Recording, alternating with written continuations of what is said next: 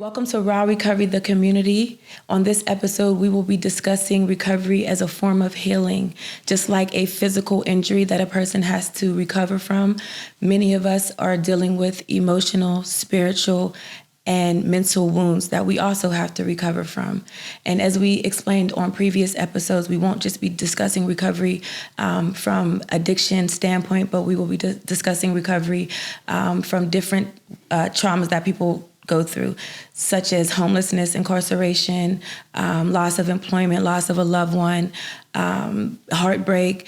These are things that people deal with on a daily. And today we have our guest, Khalif, who's willing to speak about his recovery, what recovery looks like for him. Because again, we said recovery looks different for everyone. So if you wouldn't mind welcoming Khalif, thank you for being on the show, brother. Hello, how you doing, Danny? Doing real Glad good. to be here on your show. Thanks for being here, brother. Well, tell us a little bit about yourself. A little bit about myself. I'm born and raised from the south side of Jamaica, Queens. I come from parents.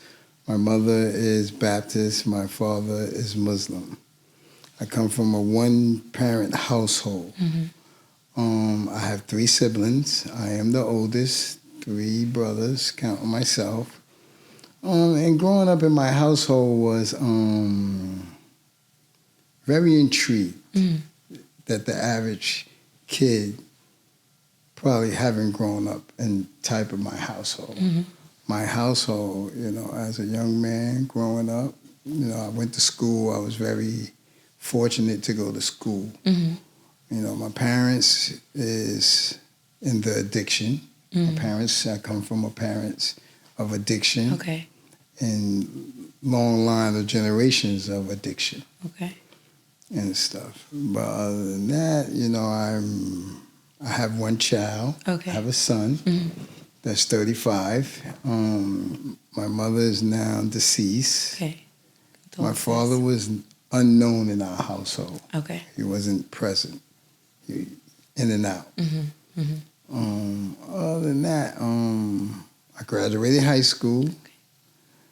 I'm blessed. Right. I'm blessed. It was blessed, growing up as an age, So describe who you were as a person. What kind of things mattered to you back then? Well, as a person back then, before my addiction and stuff, I probably was already in trauma. Just didn't realize it at that age, growing up. But growing up, I grew up as a regular kid, Southside Jamaica, Queens. And trauma probably was already in my household from the beginning. I just didn't know what trauma was and stuff. So basically, I grew up, an unfortunate kid. My mother was alcoholic. So I went from house to house as a young kid. I went from house to house, relatives, aunts, uncles, friends, relatives my mother knew because of her being in an addiction. I got you. Okay. Got you. Thank you for sharing that. It gives us a little bit of what your world looked like back then. And we can transition into the next phase of your life. Before addiction, what were some of your hopes and goals?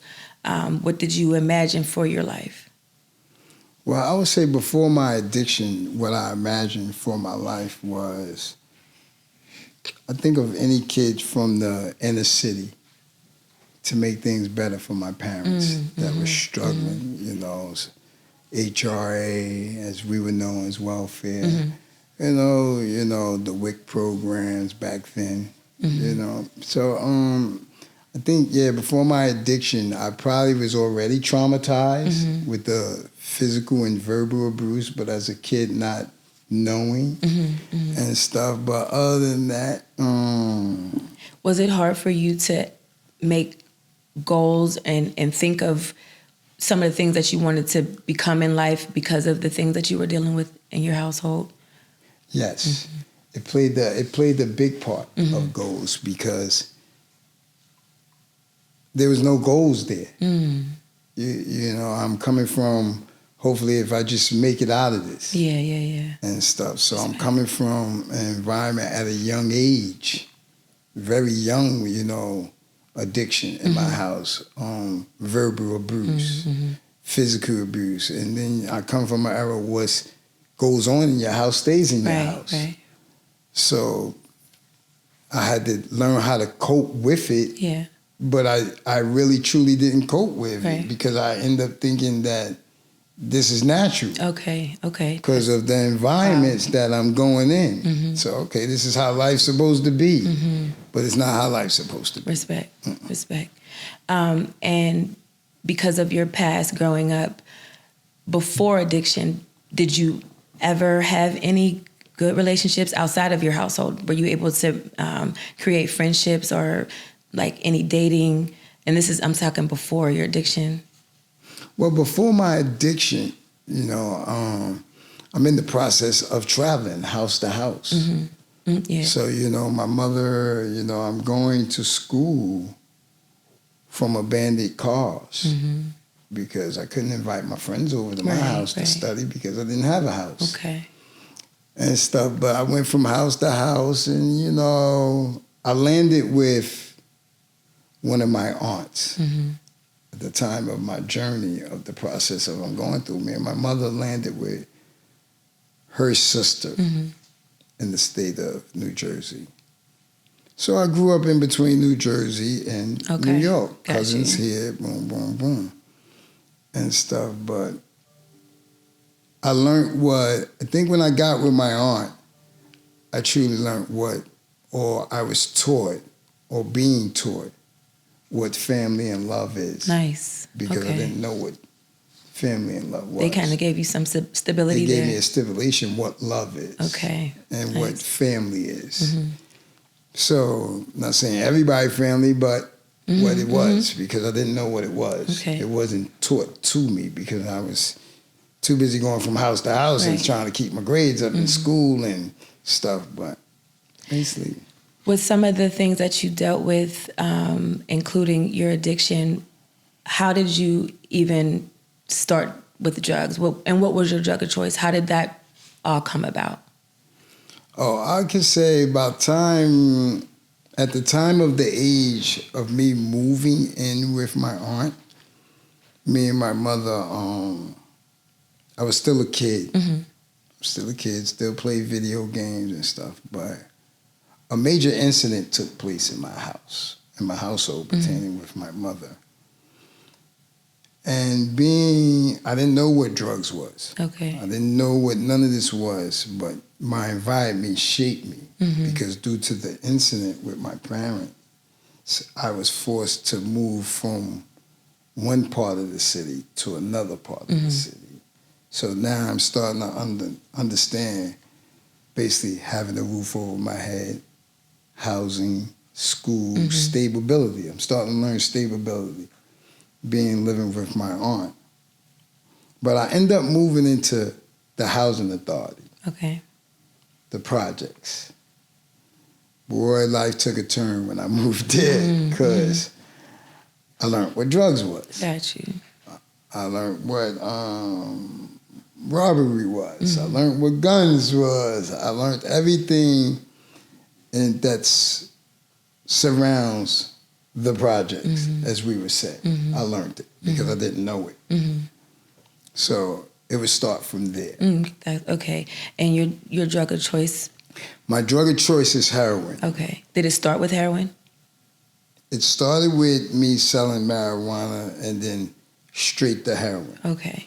Because I come from out of Jersey City and Newark. That's the popularity of drug there is heroin. Okay. So my choice of drug, I started out sniffing, or snorting heroin, and then escalated to IV using over the course of the years. Right. Okay. And how rapid did your addiction take off? Like how did it seem like it just happened overnight, or did you notice yourself having the problem gradually, or did it just happen overnight? Well, gradually. Like, did your addiction just take off? No, my addiction gradually. Okay. Because at the time of it, it's a crew of us, as we would say. we just decided to sit down one day and said, let's try it. Wrong move. Curiosity or peer pressure between all of us. You pressuring me, I'm pressuring you. Right. And we decided, and I liked it. And in advance, I went back to smoking marijuana, cannabis, and we all would meet up again, going away to school. Let's try it again. Yeah. I got you. And before you know it, hunt, line, and sinker. Got you. It became a struggle for over 20 years, maybe 30 years. Got you. A lot of people who deal with addiction, they end up becoming incarcerated, homeless, losing employment, some sort of like major life-altering thing happens. Can you relate to that? Well, my alternate of my life is I've been to the penitentiary several times. In the course of my addiction, I started my addiction early, heroin, at 16. So in the course of my addiction, I have been to the penitentiary, I've been homeless, and I lost relatives to the substance abuse of it. And I would say, substance, I smile because it's so much to give you, Danny, in so little bit of time. Respect, bro. And stuff. And the addiction took me in places that no man and no woman should go to. Can you share a little bit of that? And what I mean by that is, as a Muslim male, a black male, growing up, I was sexually molested, by a relative. And, for so many years of holding that, and you're trying to hide it from people because you don't want people to assume that you're gay. Right, respect. And stuff. So you don't want the opposite sex to know you been molested. So that's another trauma-informed incident of me dealing with, along with the addiction, or having to take care of my mother, being an alcoholic, and house to house. So, childhood was very difficult. Yes, yeah. It was difficult, but the thing that kept it going was school. Okay. Because you enjoy within all this chaos, I ended up graduating high school, Regents diploma, A+ student. Nice. And stuff, but it didn't stop the trauma informed with it because I had opportunity to go to the service. I didn't go. I chose the streets. When I ended up going for the board of education, I caught my first felony, so that killed Steph. Gotcha. So now, streets is all I know. I don't have a job. I felt time. I got time. I'm young. It's a bad thing. Wow. When you're young, you feel you have time. Right. Time waits for no one. That's a fact. And it moves faster before you realize you didn't accomplish anything. You wasted a lot of time. But I'm blessed. Respect. God is good. I'm looking at you. I can see that, bro. Yeah, God is good. I appreciate your transparency, sharing about that. You're not the only male who has experienced that. And again, a lot of people don't talk about it. And that's why we have this platform, Raw Recovery, the community, so that people can hear your story, see how you've overcome it, and possibly, again, understand that it takes courage to ask for help. Yes. You know what I mean? Especially as a man, I keep hearing how I can only discuss what I've heard you guys say, and you're always saying we don't have an outlet. If we do share, we seem weak. You don't want to seem like you're attracted to the same sex and things of that nature. So again, Khalif, you sharing that opened the door, I'm sure of it, for a lot of other men to start seeking help. Getting in the right direction to seek help, for sure. Yes, I recommend, because during the process of the trauma, I recommend that you go to therapy. You see a therapist. I've seen a therapist. Respect. And I talk to therapists because you need guidance out of it. And then I came to terms Respect. of, I let people know I was a sexual abuse male, because why? Hopefully it helps another male. that it took place. Let's male go. groups sit down and stuff. Because if I tell you it, I don't have to hide it. Yes. You can't hurt me over something that I told you. Come on, Khalif. That's it right there. Yeah, if I tell you it, what you gonna do with it? What you gonna do with it? I that's you exactly how I feel. People, a lot of people be saying like, "Wow, you're really transparent on Facebook." I want to get my shit out first. Yeah. I want to tell the story first. You know what I mean? I don't care if people know it, but I want to tell it. Yeah, I respect that. So I figure if I tell you it, I ain't gotta hide it. I ain't ashamed of nothing. I ain't ashamed of it. I told you it. 100. If I didn't want you to know, I wouldn't have told you it. So that means you have no evidence or no weapon to use against me because I told you it. Let's go. So that's how I look at things in life. Because they gonna talk about you anyway. They talk about me anyway. Period. So, but that is as a black male or a male in general in this world, especially black men, because we endangered species. You understand? But in general, as males and men, we're taught not to cry. We're taught that, oh, you're a man. Nah, don't worry about it. That's a man. No, I have feelings. Come on now. Men have feelings. Respect. We go through things women go through. Right. It's just not broadcast. There's a lot of more probably men that were sexual assaulted. Right. Yes. In the world. There's a lot of men that's probably domestic violence, that they girl is beating them up. Right. But you won't hear those type of topics. That's real. You get what I'm saying? Because us as men, we scared to bring it to the forefront. We have not at this community. We have this image though in society as men. Right.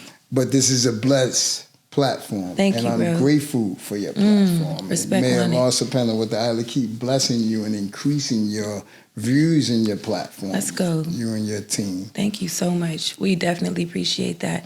And that's what we're here for. We're going to keep on putting out this content so that we could just continue to help the next man. Khalif, at what point would you say that you, at what point in your recovery journey did you begin to understand that the trauma that you went through had an impact on your addiction? I think at the time that I understood it, I was sitting in Southpaw. I was incarcerated at the time. At the time that it hit me, I was incarcerated. I got tired of the cycle. I kept going to the cycle. At this time, I'm going on 50, this time incarcerated. Wow. Or I was going on like in my late 40s, probably 48, 49, something like that. And I'm incarcerated. I'm sitting here and I said to myself, oh, my girl got me. As we would say, get high, partner. You can't say my girl because you getting high too. So I realized sitting in this cell that I was alone again, doing the same cycle. So I said to myself, and I asked God to remove it, that when I hit the street again, I would never be homeless again. I would leave all drugs alone. I will not say dedicate my life to the Lord, but I would dedicate my life to get someone else out of the struggle. Period. Let's go. So I became a certified recovery coach for the state of New York. Okay. And basically, a certified recovery coach. I live with living experience. I use drugs. I've been homeless. And being a certified recovery for the state, I can help other people and come into rehabs and help other young men and ladies achieve their life goals or help them achieve their life goals. That's absolutely phenomenal. Support them. I'm also a certified New York State peer specialist. Can you explain that for the people, what a peer specialist is? So basically, I'm a certified peer specialist that's basically, I help individuals with both that's entwined with substance and mental health. So I'm certified to help mental health patients or participants that has mental health difficulty with trauma-informed, helping them, learn how to read, giving them the resources of reading, housing, specialists, mostly anything that can help them achieve their life goals to get out the struggle, to let them know that they're not alone because someone did it for me. Let's go. Right? So let's go. Why not give it back? Pay it The forward. only way to keep it is to give it out. And and stuff. And Yo, you're the I just heard that. Right, Josh, when we were in the streets, someone literally just said that. I've never heard that saying before. yeah, in order to keep it, you have to give it out, because why? You keeping it, it's not helping nobody. Right. I love it. You got to give it to the next person so they can help. You get what I'm saying? It's like I look at life like all the lessons our mother taught me and all the lessons grandfather and grandparents taught us. You don't really understand those lessons until they diminish, till you lose someone. And then sometimes it takes an incident to take place in your life, a catastrophe to take place in your life for you to leave the substance alone. Definitely. You get what I'm saying? I could definitely relate. And I've been under the FDR for years. The outside looked good. You would have never known I was homeless. But if you was within the circle of it, yeah, yo, where you sleeping at tonight? I'm gonna go to emergency room. Yo, I'm gonna take the 6th line. I'm gonna ride up to Pelican Bay. Boom, you know, I'm waiting for the people in the orange to be on the train station that night, taking me there. I've been to every place, you know, in this probably city. You know, they used to have an organization that used to come under the FDR drive. Vans. They come with vans and give you brand new socks, drawers, T-shirts that come around the city. That resource no longer exists. Okay.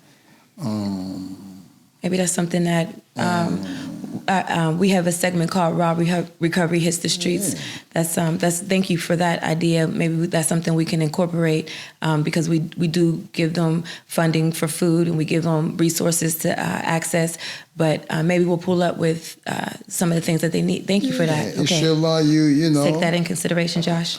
It should allow, you know, your platform, you know, and your donations. Respect. And people. I love it. You know, I love it. Some vans, you know, I wish the best to get the people out the struggle, you know? I posted a couple of weeks ago on my Facebook, there was a clip that someone else posted, and it was of a lady who was incarcerated, and she went to go in front of a judge, and it was time for her to be released. But she asked the judge, like, I don't want to get out. I ain't got nowhere to go. I ain't got nowhere to sleep. I ain't got no food. And basically the judge, I guess, like, revoked her bond or something like that so that she could stay. But that's the population of homeless. Like, they'll do anything to stay inside of a jail because they don't have somewhere to go for food or for a place to sleep at night. You're correct. Yeah. Because at one point I was institutionalized like that. I felt safer in the penitentiary than I felt in the street. Break it down for me. And the reason why, because I was somebody. When I walked down the halls in the penitentiary, I was somebody. They knew who I was coming through. People knew, okay, listen, Abdul is coming through the building. Yo, listen, he's not playing with y'all. I don't care about no officer. I don't care about none of this. Because my mentality is, if you violate, I'm a violate. If you got what I want, I'm taking it. And stuff. And that's the mentality that I had. I went in normal, but came out of the prison system worse than I went in. We had another guest kind of speaking about how being incarcerated can bring something out of you. You can possibly be the toughest person in the streets, but you get in there and you punked out. Or you could be not so tough in the streets, but you get in there and a whole monster come out of you. And Danny, that's correct. Because you can go in sweet, come out a beast. You come out, that family starts to say, what happened? What took place? The aggression. Because there's only two types. Either you're going to be the prey or you're going to be the predator. You only can fall in two places. Respect. You can be in the middle or both, but you're still going to be one or the other. Right. How you put it. I get it. You get what I'm saying? I get you. But it all boils on values and principles and jail politics and all that. But I wish incarceration on no man. Nobody. No woman. Respect. If I knew what I knew now, I would never play with my freedom. Period. My freedom? I wouldn't give my freedom up today for nothing. But I used to give it away for nothing. Right. People getting rich off of your black back. And I got incarcerated. Okay, I go to jail. I got a bed. I got commissary. I work in the mess hall. People know me. I'm good. You're good in out there. here, nobody knows you. Right, right. It's harder doing Oof. 40 years out here than in there. Because 40 years out here, you have to go through losing your job. Your mother died, kids died, such died, such Come need on, to take care of Khalif. this, such need to take care of that. Kids need to go to school, wife need to take care of that. In jail, you don't have to do nothing. Yeah. You're going to get 3 meals, you're going to get a bed, you're going to get all that. Wow. But imagine dealing with the stress of somebody that never been incarcerated 30 years. They the strong one because they out here dealing with everything that come their way. And coming to visit you. And coming to visit you. All right. Well, you're a new man, all praises. So with the transition to becoming a new man, what would you say is the hardest part of early recovery? Because you've been, how much claim time do you have now, sir? I would say probably going on, 7? 7 years. 7, 8 years. Okay. The hardest part about that, Early recovery, yeah. early recovery, is hanging out with the people you want to hang out People, with. places, and things. Yeah, because those are your friends. You don't know no new people yet until you start to build up, going to meetings or going here and starting to mingle Get with your new substance crew. people Right. and new friends. And because you got to throw out all the garbage that you learn and retrain yourself. That's one. Yeah. You need spirituality. You can't do it without spirituality. Okay. You need God. Yeah. You need these things. Some gonna lack more, one might have more, but you need it. You need a higher power. 'Cause there's gonna be some days that you're gonna be fighting. Want something to You're tap gonna be in. fighting. You're gonna have to tap in. Right, I gotta right. give a call. I hear you. Yeah, Respect, so, respect, you know, respect. Yeah. Peace. How did addressing the traumas that you went through become a part of your recovery process? Like having to think about the things you went through and dealing. You said you work with a therapist. How did that work for you? I had to start there. I had to start there because there's no other place. Any other place I was trying to figure out for years. Why do I get high? What keeps making me get incarcerated? So I said to myself, why do I keep touching this fire, knowing it's hot? I can do it this way, do it that way, do it this way. So one day I said to myself, you know what it is? Bingo, light came on. Bingo. The problem is the drugs. So when I removed the drugs, everything else God put in place. I want to stop you right there because that's very deep for you to say, right? Because the person who is not an addict on the outside looking in, I said, bingo, I got to remove the drugs. Because the person who's listening to this, who has never dealt with addiction, they're going to be like, duh, all you got to do is remove the drugs. And we're trying to explain to them. But it's deeper than the drugs. Okay. Because you got to remember, it goes back to no safety from my parents. I have a mother that's addicted to alcohol. So I don't have a childhood. I became a parent when I should have been a child. Taking care of your mom. Because I got to go get you from bars, still get to school, make sure I get home, make sure my brother eat, and then on top of it, deal with the process of my mother losing my younger brother.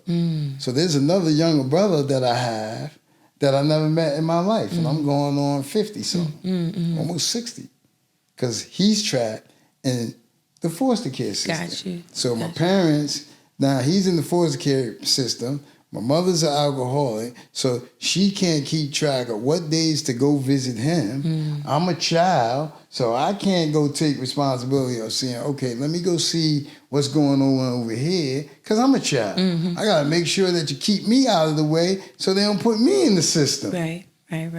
Got you. So, but God's good. Always. Some of your newer relationships, I know you told me you're now married. When did you meet your partner? Okay, my wife is a young lady that I met before my addiction. Okay. I'm not going to say it. I probably was in my addiction, but it wasn't skyrocketing. But she's a young lady I met at the time of working and stuff, but the streets had me. So there's no need to bring more chaos in someone else's life that's not part of the streets or that life. Right. So I went my separate ways, and years later of retrieving, putting my life in order, I end up back at her doorstep. Okay. And that's my support system. Nice. My wife is very my support system. Nice, I love nice. my wife to death. Good. Respect. And stuff, because my wife keeps me level. Mm-hmm. My wife keeps me grounded, because if you're weak, I run over you. I will run over you and stuff. So basically, my wife keeps me grounded and focused of mess up and you'll be back sleeping on this ground. Respect. Mess up and you'll be back in this train Respect. station. Okay. Hang with the wrong people and make a poor decision will cost you, Khalif. And you don't want to mess up a good thing with a good woman. Yeah, I don't play with my household. Period. I never, even no matter what it is, if I don't play with my household. I'm not a strict person. None of that. You know, some people would think I'm a bad guy. If you don't know me, you would think I'm really strict and Khalif, I work with you. I know you know but nonsense, once you boy. get to know me, I'm the sweetest person. Yeah, you got to get to know Khalif, but he is definitely no nonsense. Yeah, but other than that, I love everybody. Yeah. I love everybody. Good dude here. My wife is my world. Period. Because my mother's gone, my father's gone, and my wife came in at a time of me building my life. Okay. Because I was building my life. Okay. At the time I got back with my wife. I was coming from rehab to work and got married in rehab. Wow. I got married in rehab. Okay. Out on visit. I got married and came back to rehab. So, a little bit more of it. People like, yo, why don't you just leave rehab and go home to your wife? No. I stayed in rehab till I accomplished my goals. And I made sure that I came to my wife's house at the time. It wasn't my wife at the time. But I made sure once I got married that I would come through that lady door with a job. Let's go, Khalif. And that's when I moved home. I didn't move home out of the rehab until I had a job. Respect 100. Because I didn't want to put the burden of coming to someone else's house with no job. I respect it. You said she is your support system. Yeah. Being with her has helped you on your recovery journey. You also mentioned that you have a stepson. How has having a blended family also supported your journey, or even has some stressors? Being in a family is stressful. I have 3. You have 3 stepsons? I have 3 sons. 3 sons, excuse me. Yeah, I have 3 sons, my wife. I don't even bother to say my stepsons. Period. I got sons. I have my oldest, Eric, and I have Khalif, and I have Amir. I love them. Nice. I love them boys. I love all 3 of them. And they're grown. They're grown with their families and everything. I love my grandkids that Edward had. My grandkids, Mooka, Matt, Alana. I love my grandkids. Love that. Yeah, my grandkids is my world, man. Grandkids, my family is my world. Yeah. So I know what family is. Right. I know what love is. I was taught this.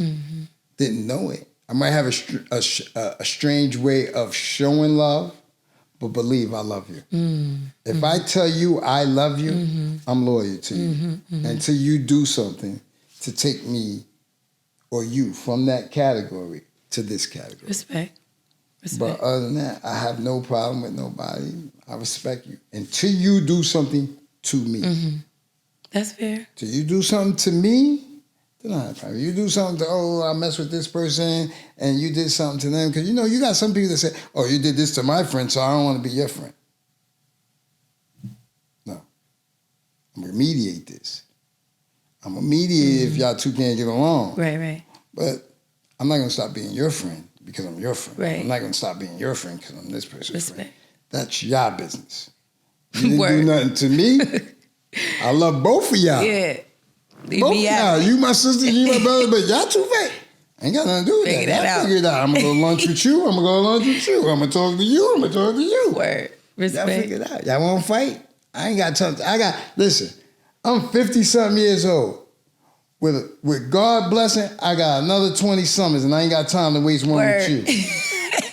You got time. Respect. You got time, I can dig man. it. With the new No, ain't got time. unimproved but the different, with the new unimproved but the different, Khalif, what are some of your new goals and endeavors? What are you working towards now?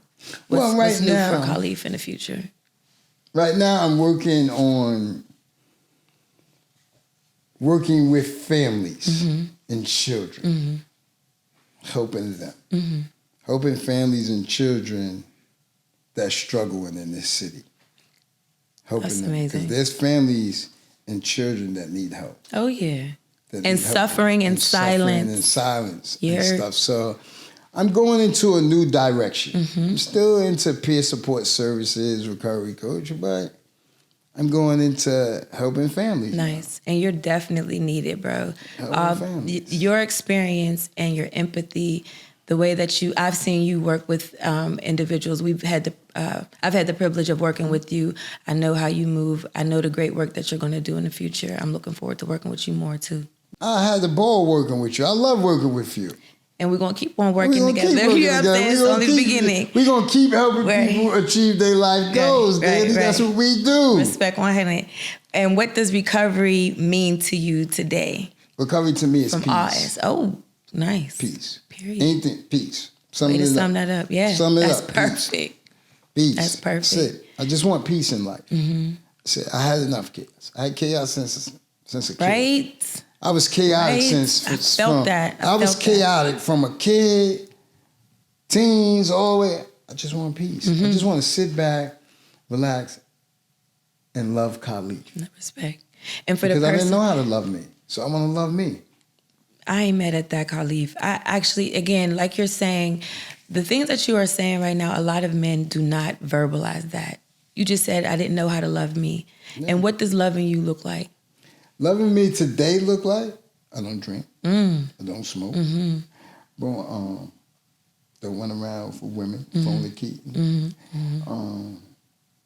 Love to me is self-care. I come first. I pray.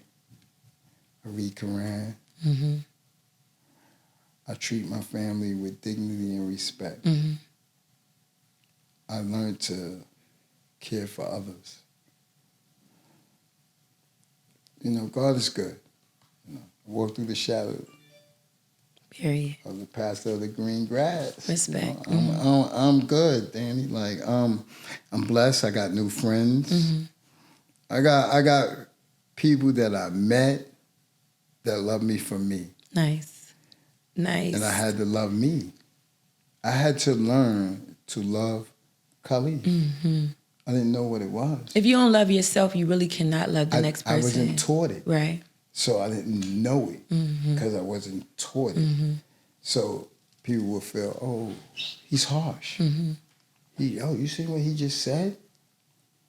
Because I feel I don't have time to lie. I've been lying all my life. Listen, I often say, if there ain't no police or a judge around, I ain't lying about shit. You said that right, Daddy. I ain't got time to lie to you. Because what could you do to me? Not to ting. Nothing. So, God's good. I just want to meet new friends, enjoy life, go on vacations, sit down with the rest of the little bit of years that I have on this earth. Praise my Lord. Enjoy life with my family, my friends. And just stay out the way. That's what's up, man. That sounds healthy. like a good life. I went to the doctor today. You said you went to the doctor today? Did we get some? Just to stay healthy. What's the good news? Oh, healthy. Period. Healthy. You know Healthy. Listen, I gotta go to the doctor. You know, black people don't like going to the doctor. Word. I go to the doctor. Definitely. But God is good, man. Let me get your final thoughts for the people who are still suffering, the people who are still trying to get the courage to ask for help. What are you saying to that person who's possibly listening in? The person that's listening in. Help. Prayer. You go one step, God run to you. Addiction, mental health, sexual abuse, etc. reach out. Mm-hmm. Don't die in it. Mm. You fall, Ooh, you Jesus. get up, and you do it again. Mm-hmm. God grant me the serenity to accept the things I cannot change, the courage to change the things I can, and the wisdom to know the difference. Mm-hmm. Ladies and gentlemen, listen to that prayer. Mm-hmm. Dissect it. Mm-hmm. God grant me the serenity, peace, Mm. peace to accept the things I cannot change. Right. And the courage to change the things I can. Mm-hmm. So the things you can change, those are the things that he give you the courage to change. Mm-hmm. The things you can't change, he'll take care of. Right on. Right. But overall, if you're suffering or having addiction and mental health, and get help. Mm-hmm. Therapists don't mean you crazy. Right. It just means you need help to That's it. navigate the system That's it. that you're going through. Mm-hmm. And I wish everyone the best. Mm-hmm. I wish everyone well. Yeah. Respect. Just don't die in it. Mm-hmm. I don't care how many times you go to rehab. You go to rehab 100 times. Let's go. Don't die Let's in go. Tell them. it. Just don't die in it. Talk your stuff. Don't die in it. Yeah. Okay, Keep you coming fall back. 100 Keep times. coming back. Keep coming Keep back. coming back. I'm getting goosebumps. Thank you. Just don't Good die. work. Good work, brother. I love all y'all. Respect on it. All right, y'all. Thank you for tuning in, and we will see you next time on Raw Recovery, the Community. Peace.